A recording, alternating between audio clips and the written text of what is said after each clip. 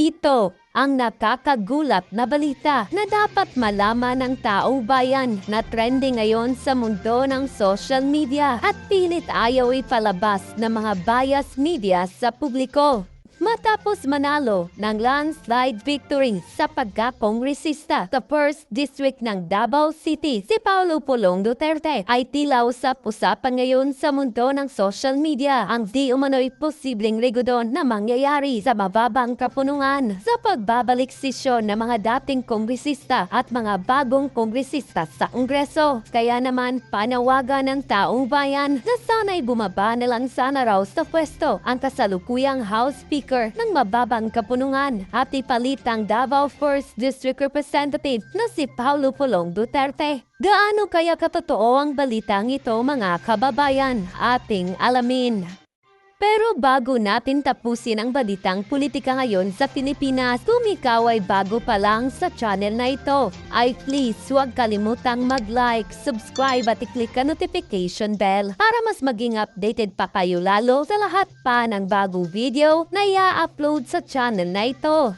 Usap-usapan ngayon sa mundo ng social media ang di umano'y girigodon na mangyayari sa Kongreso at ang matinding revelasyon ng Vice President na si Sara Duterte tungkol sa kanyang kapatid na si Pulong Duterte pagpapalit sa pagka-speakership ng mababang kapunungan. Ayon pa sa kumpirmadong balita online ng Abante News, Pulong Duterte inurot ni VP Sara na sungkitin ang liderato ng Kamara. Kinukumbinsi umano ni Vice President Sara Duterte ang kapatid na si Davao City Representative Paulo Pulong Duterte na lumaban para sa liderato ng Kamara de Representantes. Sinabihan ko si kung Pulong. Sabi ko sa kanya, baka gusto mo lumaban ng speaker. Hindi man siya sumagot. Hindi siya sumagot. Iniisip din niya siguro yung chances niya na manalo. Ayon kay Duterte, sa ambush interview matapos dumalo sa isang Thanksgiving Mass sa Davao City nitong Sabado, Mayo 17. Kapag manalo naman ang kanyang kapatid sa labanan ng speakership, ay otomatikong magiging leader ito ng minority bloc. Well, tinabi ko sa kanya, kung hindi ka manalo ng ng speaker, din kunin mo yung minority, diba? But wala pa siyang sagot. So I guess he's still thinking about it. Siguro, hindi ko alam. Ang sinabi lang niya sa akin kanina,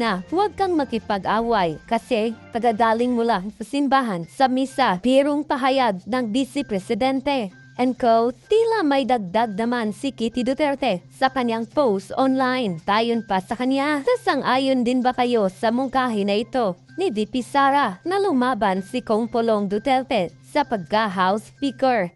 Pagdating naman po kay Pulong, yan na medyo mabigat ang laban. Mabigat ang laban dyan. Gapangan talaga dyan. Sa dami nila, matinding gapangan yan. Pero ako, meron akong alam. Meron akong kwento, meron akong kwento. Tandaan ninyo, nilaglag si Revilla na isang lakas CMD rin po yun. Tapos nandiyan pa si Gloria. Naku po. At tandaan ninyo, huwag niyong kakalimutan mga kababayan, yung revelasyon ni Tiangco. Yung revelasyon ni Tiangco, napakahalaga nito eh. Napakahalaga. Bakit? Hindi na fulfill. Yan kasi yung revelation ni Tiangco. According to him, may ipinangako si Romualdez na proyekto o allotment na kinukulit niya ngayon sa DBM or sa executive branch, particular na sa presidente. At ang sagot daw, di umano. Sabi ni Tiangco, ang sagot daw ng presidente, wala kaming pinangakong ganyan. Ibig sabihin, na-scam kayo. Parang ganun ang dating eh. Yun ang sinabi ni Tiangco. According to the president, wala daw ipinangakong proyekto, di ba, or anything sa mga congressman. So, kung sino man yung nangako sa mga congressman na ito na pumirma na impeachment, wag na kayong mag-expect. Maybe may natanggap kayo kasi sabi nga ni VP Sara Duterte, may milyon na kayo natanggap. Meron pa pala yung project. Ibig sabihin, siguro yung cash natanggap nyo na. Okay, may natanggap na kayo, masaya na kayo dyan. Diyan na lang kayo, wala na kayong project. So, madaling salita, nabudol sila ng leadership ng Kamara. Yun ang sinasabi ni Tiangco, nabudol sila. So, sa tingin ninyo, mga kababayan, kung iisipin lang natin ng maigi, kung ikaw nabudol ka ng leader mo, di ba kahit papaano mabibwisit ka? Anong tangin ng leader to? Sabi nila, pumirma kami ng impeachment, meron kaming billion na project. Tapos yung pala, wala. Ay, hindi naman pala niya kaganon yung presidente. Salita ng salita, puro yabang ang animal. Oh, siguro, di ba? I mean, mag-ano na tayo, wag na tayo maglukuhan. Ganun na literal lang nangyari. So, syempre, yung mga congressman dyan, magdadalawang isip yan. Sandali, lukuhan pala to. Takin na, tinatarantado pala kami. Halos matalo kami sa eleksyon. Yung mga kasama nga namin, talo dahil pumirma sa impeachment. Tapos, ganun lang pala. O kaya mag-isip na kayo, mga congressman kayo. Binudol kayo ng leader nyo. O, may pinangako daw. Sabi ni Tiangco, hindi po ako nagsabi. Si Tiangco po. O, si Congressman Tiangco nagsabi. Binudol pala kayo. O, yung pala yun. Ang inan yan. Hayop, animal. Gago. Kung sino man yun ang budol sa inyo, balikan nyo. Balikan nyo. Oo, wag kayo papayag. Pambira, bubulsan nyo na lang. Kukurap nyo na, hindi nyo pa nakurap. Magalit na kayo, kayo ng tuta. Nasira na yung pangalan nyo, nasira na yung imahe ninyo. Na paratangan na kayong kurap at lahat pero hindi nyo nakuha yung pera. Ay, wag ka papayag nun. Di ba? Mantakin mo, alam na ng taong bayan, kaya ka pumirma dahil kurap ka, dahil ninanakaw mo yung pera ng bayan. Tapos di mo natanggap? Ay puta, magagalit ako nun. Mantakin mo, kurap ako kasi pumirma ako sa impeachment. Kurap, sinabi, kurap ka. May pinangakong pera sa'yo, tapos di naman pala tutuloy. Natalo na yung mga kaibigan mo na mga siga sa kamera, tapos biglang hindi matutuloy. Hayop. Kagalit talaga ako noon. Ang birang buhay, Reo. Kasi sa susunod, bago kayo magdidesisyon, dapat kuha nyo na muna. Kailangan nabulsan nyo na muna. Sayang naman yung Hindi, sayang naman yung pagsipsip ninyo. Sayang naman yung pinaghihirapan ninyong paglalaban kay BP Sara Duterte, tapos di nyo pala makuha yung nanakawin nyo. Yeah. Sira kay Vice President Sara Duterte. Tinatayaan niyo yung political career nyo, tapos biglang hindi naman pala kayo makakakuha ng pera. Huwag kayo papayag. O paano na yung mga kabit ninyo? Yung mga tinitira ninyo sa mga kondo-kondo. Oy, sus, kunwari pa kayo. Alam ko yan. Oo, may mga kabit-kabit siya mga yan, mga animal na yan. Tinitira, as in binabahay na nila yan. Hindi lang isa, dalawa, tatlo, apat, ganun. Sinusustentuhan buwan-buwan. Tapos bawal lumabas, pinababantayan sa gwardiya ng mga kondominium. Sus. Alam natin yung mga ganyang galawan nito mga congressman na ito. Kasi may kilala ako ganyan, senador eh. Gago! Nako, grabe, ang babata pa ng mga binabahay niyan. Gago! Pero yung imahe niya, sa publiko, kala mo talagang family man. Sabi ko nga sa inyo ang social media is a lie. It's a big lie. Ay nako, ako nasusuka ako pagka nakikita ko to sa television eh. Gago! Kala mo tagapagtanggol ng mga iniiwan ng mga asawa eh. Yung may mga kabit, pero sa totoo lang, daming kabit. Ayoko na lang magsalita. Gago! Nagsumbong yung isa niyang kabit sa akin eh. Sabi sa akin na, grabe, kinukulong kami nito. Pinababantayan kami, as in, ini-inspect yung CCTV. Sabi ko, magkano ba bigayan sa inyo? Malaki naman, kaya lang kawawa naman kami. Bakit? Wala, bengbang na kami. Araw-araw na lang kami binibengbang. Hindi man lang kami makalabas, aanuhin namin yung pera namin. Pinili niyo yan eh. Di ba? Ay, Isus, ginugido. Gago! Ay, nako, Senator. Ay, nako, change topic tayo. Baka madulas pa ako. Hindi, baka madulas pa tayo. Tas, isumbong nyo pa ako.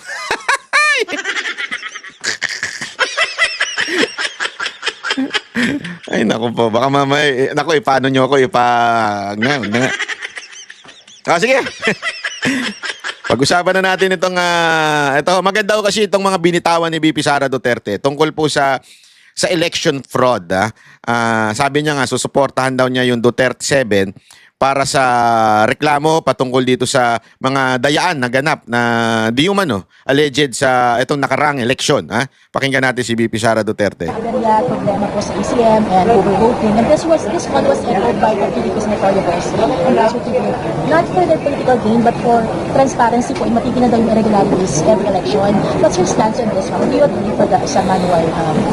Yes, oo. Meron kasing random manual counting ang COMELEC and ina-identify nila ang area and ang date.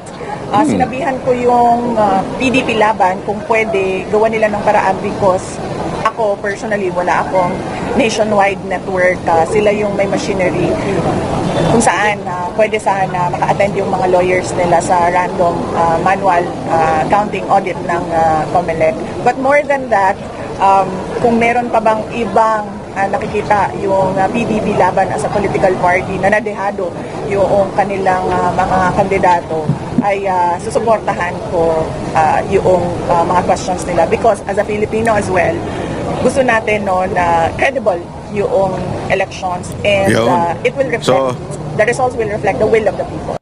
So maganda ito. Alam mo, BP, maganda talaga itong hakbang muna ito na pagdating po sa issue ng nakaraang eleksyon.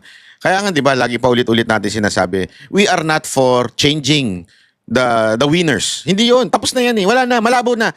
0% na. Okay? Sa tingin ko 0% na mapapalitan natin yung 12. Tanggap na ng mga lahat ng mga Duterte supporter yan. Malabo na. In our heart and mind, we know that the Duterte won. Kasi pag titingnan nyo yung naglalabasan, from absentee voting, local, ibig sabihin ng local absentee voting, paliwanag lang natin kasi di ba may nakikita kayong ganon? Local absentee voting, ibig sabihin yan po yung mga pulis, sundalo, at yung mga teacher, media na sila po ay naka-duty during the election. So nagkakaroon sila ng sariling votation. Nauuna sila ahead of time. Para during the election itself, the day itself, May 12, hindi na sila boboto.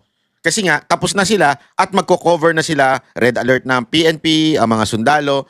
So ang tawag po dyan, local absentee voting.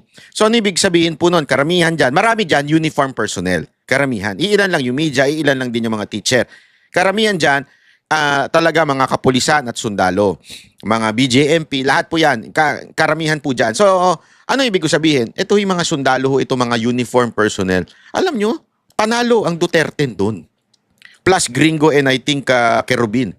I'm not sure of 11 and 12. Basta I think yung dalawa yun eh. Pero panalo po ang Duterte. Mantakin mo, ito nakakahiya dun sa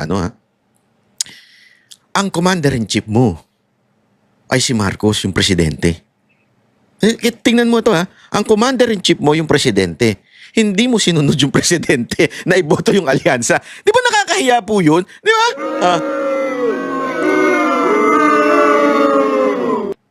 Alam mo ibig sabihin lang nun? Ang ating uniform personnel ay ayaw po sa presidente na. Sumusunod na lang sila kasi yan ang nalalagay sa batas. Ibig sabihin, sa batas natin, commander-in-chief sa kanila si Marcos, but they don't like Marcos anymore. Kasi ni isa, walang nanalo. Mantakin mo ni isa. Sandali nga, hanapin nga natin ito.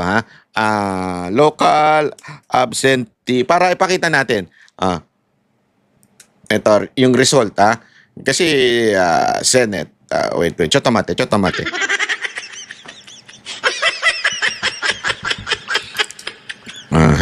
Ito, sandali. Ito. Ay, dali. Bahala, lumabas. Wait lang. Ito.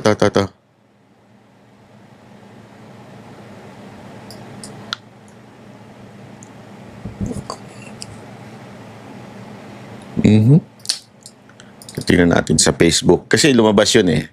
Para maganda pag-usapan natin nang maigi ito.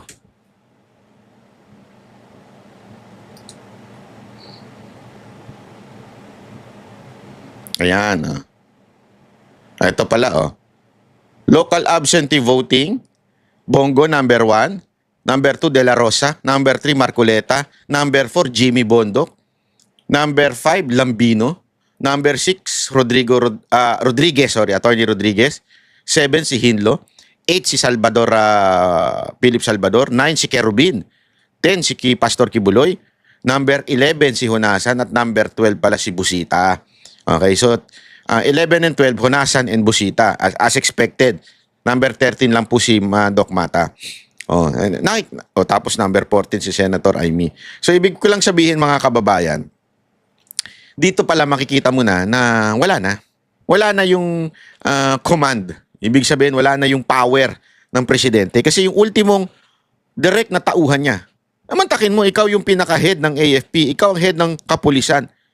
Ni isa sa kandidato mo, hindi pumasok sa top 12. So, pang top 15, doon, pumasok si Lacson. Mantakin mo yun.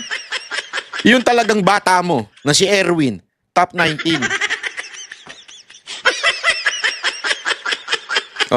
Tapos yung isa pa mga bata mo, asa na yun, si Abalos.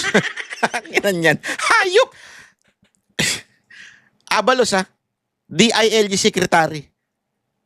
Iyan yung immediate superior ng kapulisan. Hindi binoto. Hayop. Hayop yan. Ang tindi, no? Ang lupit mo, Brad. Mas mababa ka ba kay Lito Lapid? Ang bira buhay, re. Diyan, it reflects so much of their trust and respect to the President, Bongbong Marcos. Hindi, kaya nga alam mo, yung mga lumalabas, pati naman yung absentee voting naman yung sa OFW, ganyan din. Ganyan din po lumalabas. So ano ibig sabihin? Wala na talaga. Kaya nga nagtataka tayo. Although, again, ulitin natin for 100 times sa mga tatanga-tangang loyalistang vlogger, hindi na natin habol na maproklama pa yung Duterte na maging senador. As a matter of fact, the Duterte 7 said, even if magkaroon ng manual counting at manalo tayo, they will not accept yung pagkapanalo nila. So clear na po yun. We are no longer talking about yung dapat ipanalo nyo na. Di ba? Hindi. Ang pinag-uusapan na lang natin dito ay simple lang, ayusin natin ang ating eleksyon before 2028. Dahil magkakayarian sa 2028. Maniwala kayo, pag ito nagpatuloy, mark my words right now, people of the earth in the Philippines.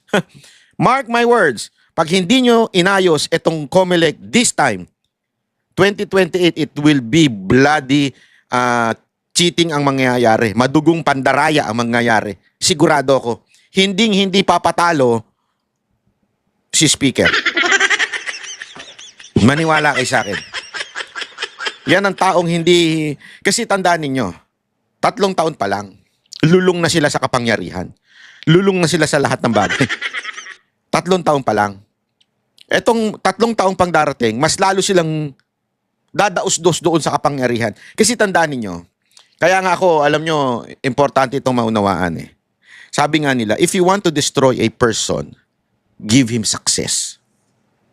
Totoo yan. Kaya nga, hindi kayo nagtataka. Mabait ang Panginoon. God is so good, di ba? Sabi nga nila, God is good. All the time, God is good, di ba? Kung God is good, and success is good, why God will not allow success to happen to every human beings? Diba? Isipin nyo mabuti yun. Bakit? Kasi nga po, simpleng-simple lang. God is preparing yung human doon sa success. Diba? Pine-prepare niya po ang tao sa success. Dahil surely, success will destroy a person. Pag ikaw yumaman na, pag ikaw nagkaroon ka na ng kapangyarihan at nasanay ka na dyan, ayaw mo nang i-give up yan. Hindi mo na bibitawan yan. Nandiyan ka na eh. Mayaman ka na. Feeling mo you can buy everything. You can buy congressman para pumirma. You can buy mga department head para payagan yung mga may itim na balak.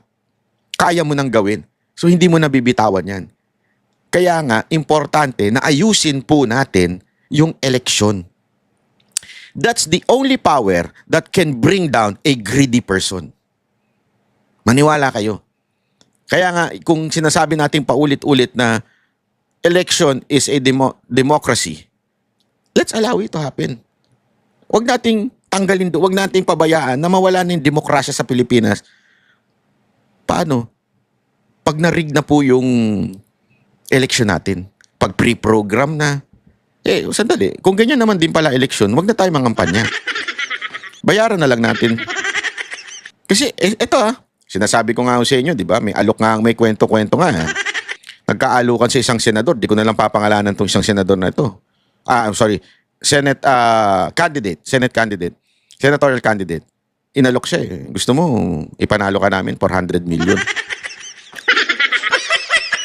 Buti na lang itong mamang to, matindi paninindigan nito sa zero corruption. Hindi niya tinanggap. Yun na sana ang way out niya para maayos ang kanyang kalalagayan ngayon. Pero hindi niya tinanggap. Kasi nga, zero corruption, tas ikukorrupt niya itong COMELEC na to. O kung sino mang nagre-representa sa COMELEC. Mas mabuti pang kahit na matalo, pero ginawa niya yung tama. Kasi again, alam niyo mga kababayan, someone has to stand up against this issue pagdating po sa election. Wag po natin itong bitawan kung si BP Sara nga Duterte, natuwa ako nung napakinggan ko ito Dahil siya mismo sabi niya, hindi, susuportahan ko ang panawagan ng Duterte 7. Okay, Bril Montalvo. Recently, VP, sabi ni Alianza Campaign Manager and Navotas Representative Toby Chanco na dahil umano sa conditional release ng mga proyekto na ipinasang budget, kaya sila nakapirma doon sa impeachment mo sa Congress. Any statement? Speechless. Well, kasi iba yung narinig ko. Ang narinig ko kasi 1.5 million cash and 6 million akap ang bayad sa pirma. Ayun. Alam mo, ganda nito si BP Sara Duterte. No? Pwede naman yung sakyan na lang yung sinasabi ni Tiangco.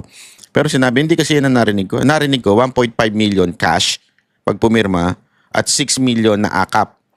I mean, iaalat ka ng akap sa distrito mo o kaya during sa kampanya mo. Kasi tandaan niyo yung akap ay, tawag dito, exempted during the campaign. Tawag naman, takin mo, namimigay ka ng pera during the campaign, exempted ka. Di ba? Ang laking bagay niyan para sa isang kandidato, 6 million. So, talaga nga naman. Siguro, meron pang, hindi lang pala yun, meron pang pinangakong proyekto. Sabi ni Tiangco, may pinangakong proyekto. Pero gayon pa man, may statement si BP Sara dito tungkol dyan sa pinangakong Sa proyekto. impeachment. So, baka iba pa Yun yung... sinabi niya, recent na sa interview sa One News. Baka iba pa yung conditional release, no? So, in addition pa yun doon sa mga natanggap noong mga nagpirma. And, totoo din naman yun, public record din na makikita ninyo na yung mga hindi pumirma, zero talaga yung budget para sa kanila. But more than that, alam nyo, hindi dapat nagkakaroon ng budget ang mga Grabe, no? Yung mga hindi pumirma, zero talaga. Halimbawa niya, si Cardema, sinabi niya yan, di ba? Halimbawa niyan, si Congressman Herrera ng BH, sinabi din niya yan. Meron din akong kilala, tumatakbong senador na dating congressman. Hindi rin siya pumirma, kaya zero rin ang budget niya, wala rin siyang budget. So, totoo ito mga to. And, ang pinaka-pinali dito, mga kababayan, ay yung sinabi ni Tiangco, na meron talaga matatanggap. Mantakin mo, sa kampo nila galing, Hindi po ito galing kay Duterte, ito po ay galing sa alyansa. Galing po ito, bata po ito ni Marcos. Kanang kamay po ito ni Marcos pagdating sa kampanya sa Senado. Yun mismo nagsabi na meron talagang pinangakong proyekto itong leadership ng Kamara. congressman kasi that is pork barrel. Hindi sila dapat nagkakaroon ng apportionment doon sa projects ng executive department kasi ang trabaho lang naman ng congressman ay gumawa ng batas. Hindi siya pwedeng kumuha doon sa budget ng mga departments natin. So, madaming irregularities and malamang yan din yung protesta ng pagkaraniwan na mga tao na hindi nagagamit ng maayos yung pera ng bayan. VP, sinabi din ni Toby Chanco na nabawasan daw yung boto ng kandidato ng mga alyansa dahil nga ito nga sa impeachment complaint na inilabas ng Congress. Yan ang hindi ko masasabi without a study. Baka merong access sa study si Congressman Toby Chanco kaya niya nasabi ng ganyan. But hindi ko masabi yan kung yan ba ang rason kung bakit pangit ang resulta ng mga senator. Grabe yung pagiging honest nito ni BP Sara Duterte. Pwede naman yung sakyan Oo nga, wala na kayong kwenta. Wala nang bumoto sa inyo dahil sa impeachment ko. Pwede niya, hindi. Sagot niya, pasensya na po, wala po akong data na... Kasi si Tiangco may binabasa sang survey nung during the impeachment na pinirmahan and the survey after the Hague. Okay? Meron nung data si Tiangco noon. Pinagbasihan niya kanyang statement. Buti si VP Sara Duterte, namin yan. Wala, pasensya na, wala akong alam dyan.